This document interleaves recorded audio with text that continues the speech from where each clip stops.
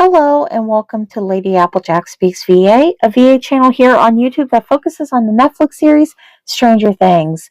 I am back with a new episode for Series 5, our newer series, which is titled, Do You Want to Know a Secret?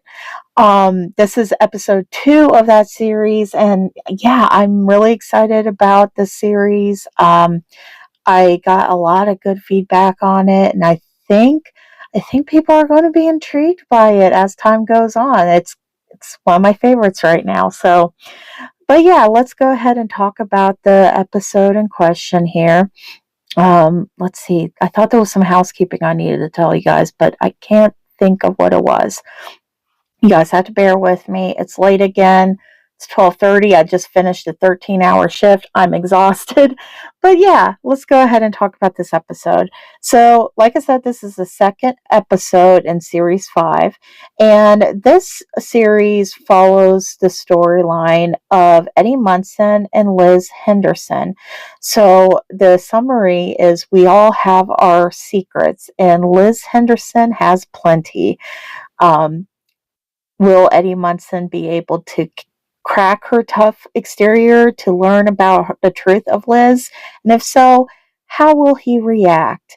And of course, Eddie also has his share of secrets too. Because why? Everyone has secrets, whether they're big, little, or in between.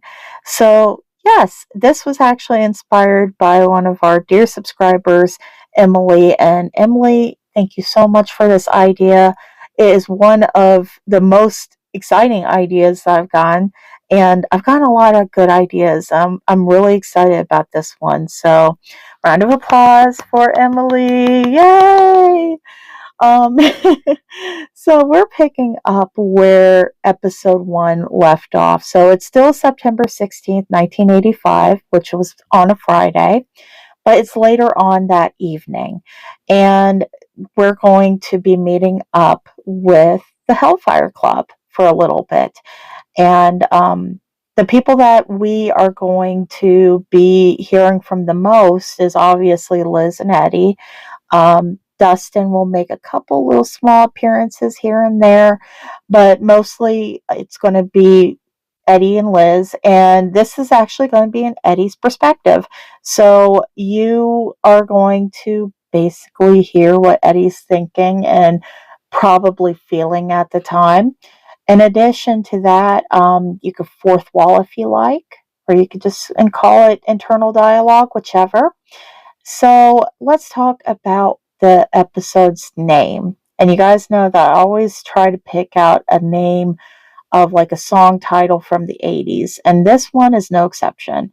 The song that I selected for this particular episode is Send Me an Angel by the Scorpions. Now, guys, I want you to stay with me on this because if you guys go look that song up on YouTube, you're going to see the very, very terrible video of this song. And I am going to tell you guys right now, one of the people, I think it was the bassist, if I remember correctly, because I watched it recently and I was like, oh my God, the bassist looks like Will Ferrell.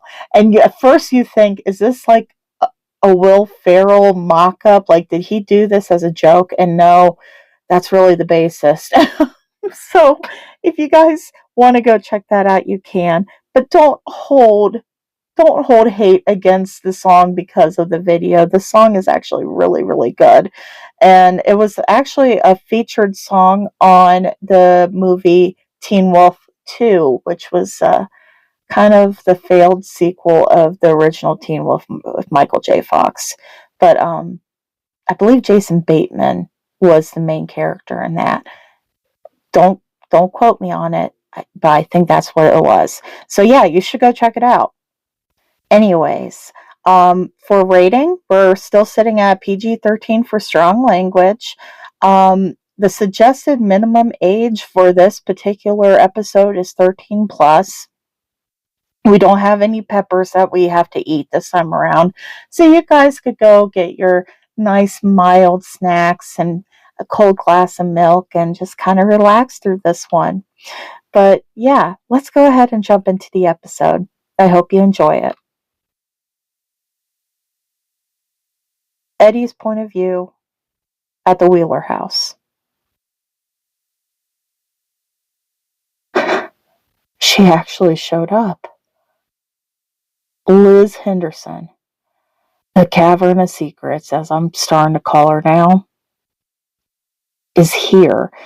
And I may have insisted that she sit next to me during the campaign tonight. My thing was, I insisted that a guest of honor has to sit next to the DM. Like it was in the rule book or some shit. I think she read right through me, though. I saw that was a bullshit rule. But she entertained my request.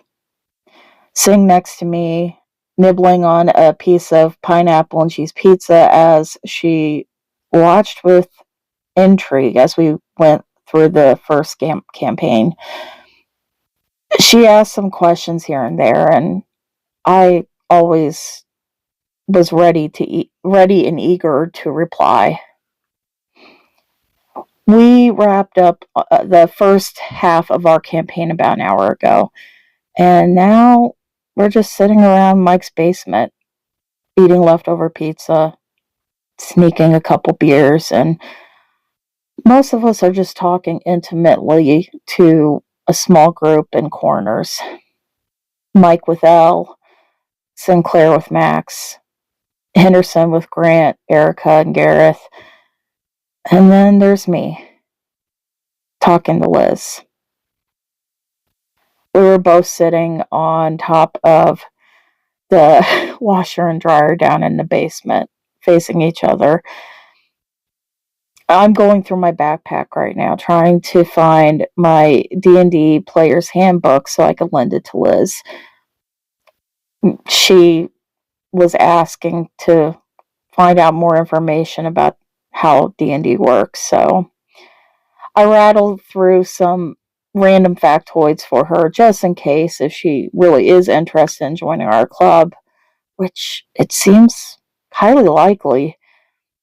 It's when I pull out our latest English assignment and toss it onto the dryer in front of her that Liz perks up.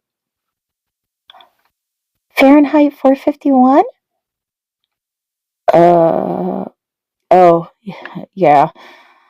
I gotta read that damn book before, between now and Monday morning. She picks up the book from her place on the dryer, a small smile spreading on her rose petal lips. She flips it over and reads the back softly. It was a pleasure to burn. Huh? It's a quote from the book. Have you read any of it? No. Yeah. Her green eyes seemed to light up with a newfound excitement. It was enough to make me grin. Really? Oh, Eddie, it's so good. It's one of my favorite books, actually. It's basically about censorship, a world where books are outlawed, and there's these firefighters, but they're not like firefighters like they are here in our world. They don't put out the fires, they start them. Every book they find, they end up burning.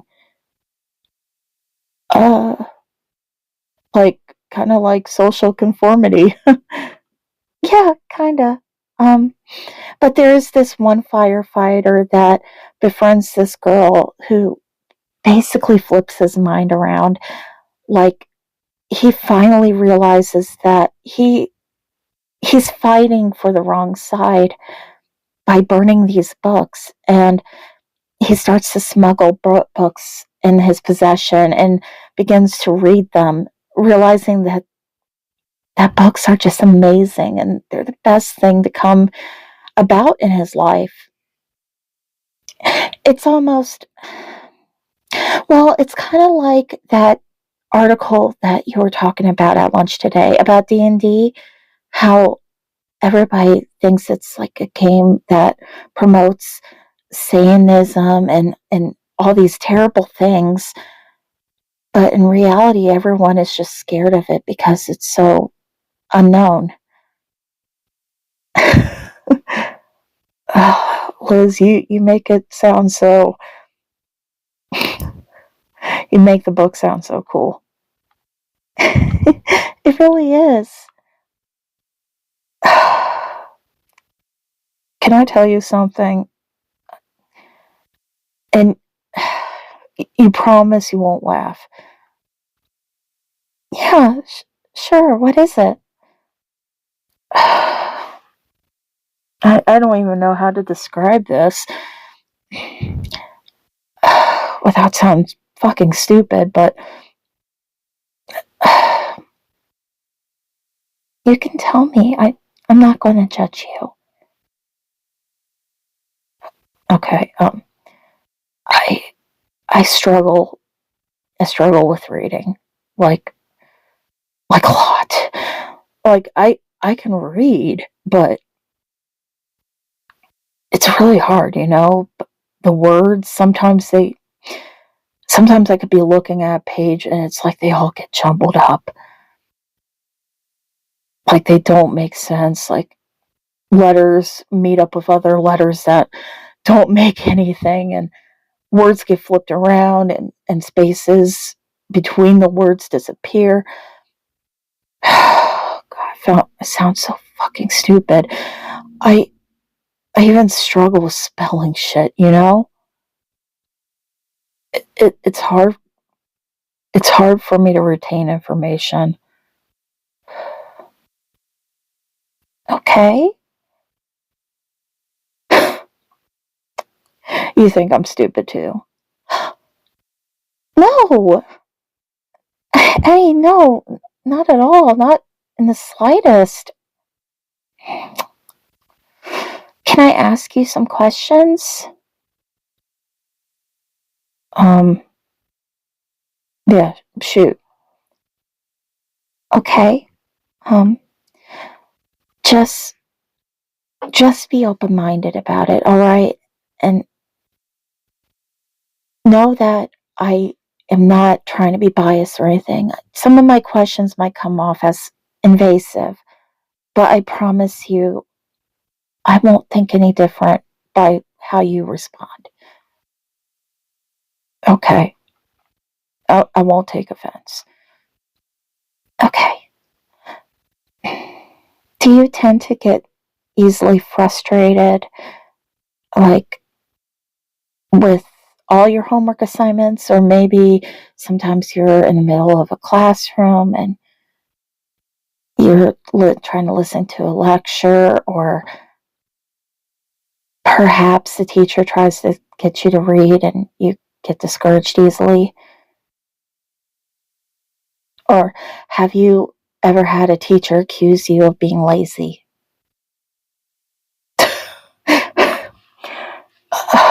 I'm repeating my senior year for a reason, Liz. Does that answer your questions? I'm assuming that's yes to both questions then. Yeah. Okay. When did you start talking? Like when I was a baby? Yeah. Fuck, I don't really know. My mom kind of bailed on me when I was only a couple months old, and my dad was in and out of jail. My uncle Wayne, he said that I kind of did take my time learning things, so I'm guessing 2, I think. Okay. Did you have problems counting or memorizing the alphabet? Maybe remembering nursery rhymes? Um, yeah, I did. I got picked on a lot when I was in preschool because I struggled with all of those things. Do you take a foreign language? Yeah, I'm taking Spanish, and fuck, I suck at it. Okay. Can you memorize phone numbers?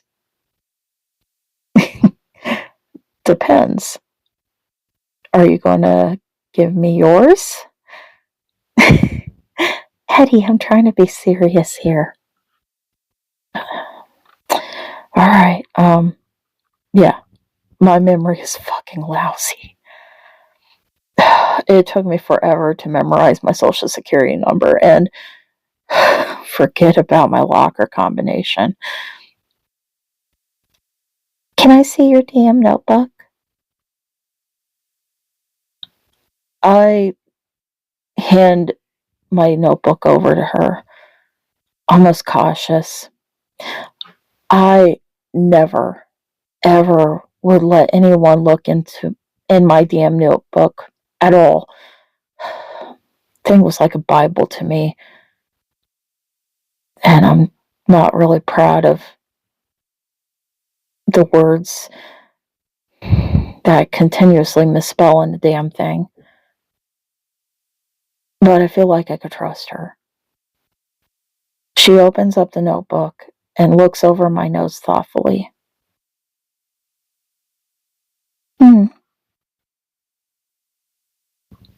Well,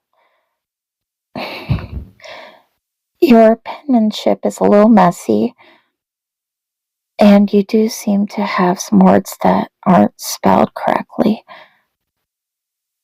There's nothing wrong with that, though, Eddie. Have you ever been tested for any learning disabilities like dyslexia? No.